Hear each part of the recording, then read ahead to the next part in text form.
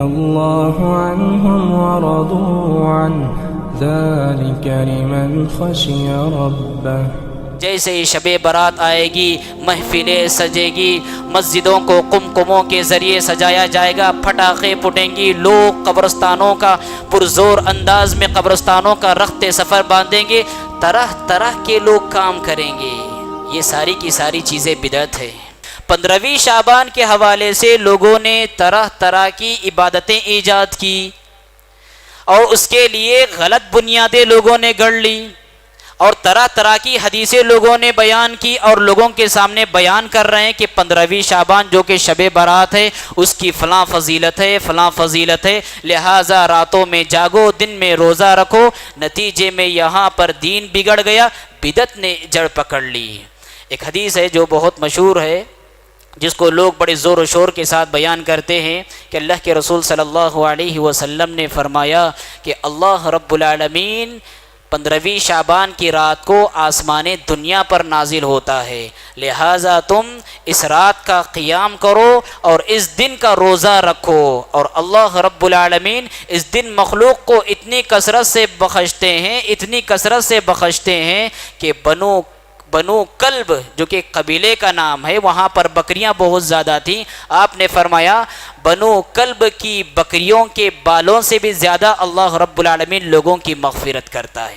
ضعیف حدیث ہے، جس کی وجہ سے لوگوں نے شب برات ایجاد کر لی۔ تو غلط بات پر بنیاد رکھنے کی وجہ سے دین بگڑتا ہے، بدعتیں رواج پاتی ہیں۔ غلط قصہ آپ نے پڑھ لیا، اس کے مطابق آپ نے عمل شروع کر دیا، موضوع اور من گھڑت آپ نے حدیث سن لی اور پڑھ لی، اس کی بنیاد پر آپ نے عبادت شروع کر دی، تو یہاں سے دین میں بگاڑ پیدا ہوتا ہے۔ یہ پہلی اور بنیادی وجہ ہے۔ دوسری اور بنیادی وجہ یہ ہے، بات صحیح ہے لیکن اس سے طریقے استدلال غلط ہے، اس کا مفہوم غلط طور پر سمجھنا، اس سے استدلال غلط طریقے پر کرنا، غلط طور پر اس کو سمجھنا، یہاں سے بھی دین میں بگاڑ پیدا ہوتا ہے۔ جیسے شب برات کی مناسبت سے بہت سارے لوگ ایک آیت پیش کرتے ہیں، سورہ دخان کی شروع کی 2-3 آیتیں ہیں، اِنَّا أَنزَلْنَاهُ فِي لَيْلَةٍ مُبَارَكَةٍ اِنَّا كُنَّا مُنذِرِينَ فِيهَا يُفْرَقُ كُلُّ أَمْرٍ حَكِيمٍ۔ 3 باتیں خصوصیت کے ساتھ اللہ رب العالمین نے ان آیتوں میں بیان فرمائی۔ سب سے پہلی بات یہ بیان فرمائی کہ اس رات میں اللہ نے قرآن کو نازل کیا۔ دوسری بنیادی بات بتلائی کہ یہ رات برکت والی رات ہے، اور تیسری بنیادی بات بتلائی کہ اس رات میں ہر اہم معاملے کے فیصلے ہوتے ہیں۔ اللہ رب العالمین معاملات کو فرشتوں کے ہاتھوں میں دیتا ہے اور سال بھر کے واقعات فرشتے ڈیل کرتے ہیں۔ 3 بنیادی باتیں اللہ رب العالمین نے ان آیتوں میں بیان فرمائی۔ اب بدعتی قسم کے لوگ کیا کہتے ہیں، دیکھو یہاں پر جو برکت والی رات ہے وہ شب برات ہے، لہٰذا اس رات میں جاگو، خوب عبادت کرو، اللہ رب العالمین کی مغفرت کے حقدار ہے۔ یہاں سے شیطان دین کے راستے سے بے دینی پر انہیں لگا دیتا ہے، جبکہ اصل مفہوم کیا ہے اس کا، اصل مطلب کیا ہے اور صحیح مطلب کیا ہے۔ اگر یہ 3 بنیادی باتیں آپ سورۃ القدر میں دیکھیں گے تو آپ کو معلوم ہوگا یہ شب برات نہیں بلکہ لیلۃ القدر ہے، جو کہ رمضان کے آخری عشرے میں آنے والی ہے۔ اِنَّا أَنزَلْنَاهُ فِي لَيْلَةِ الْقَدْرِ۔ سب سے پہلی بات، قرآن کب نازل ہوا؟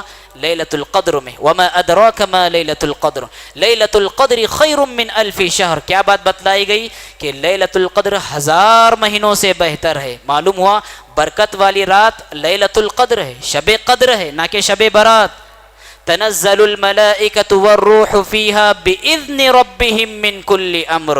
فرشتے آسمان سے رب کی اجازت سے اترتے ہیں اور رب العالمین انہیں معاملات سپرد کر دیتا ہے، تقدیریں لکھی جاتی ہیں، فیصلے ہوتے ہیں۔ 3 بنیادی باتیں جو ہم کو سورہ دخان کی آیت میں معلوم ہوئی، اس کو اگر لیلۃ القدر کو ہم دونوں کو جوڑ کر دیکھیں گے تو معلوم ہوگا کہ شب برات کے تعلق سے نہیں بلکہ شب قدر کے تعلق سے ہے۔ تو دوسری اور اہم بنیادی وجہ ہے، بات صحیح ہو لیکن طریقے استدلال غلط ہو، لوگ غلط طور پر اسے سمجھے، غلط طور پر اسے لیں، تو یہاں سے دین بگڑتا ہے، یہاں سے سنتیں رخصت ہوتی ہیں، یہاں سے بدعتیں رواج پاتی ہیں۔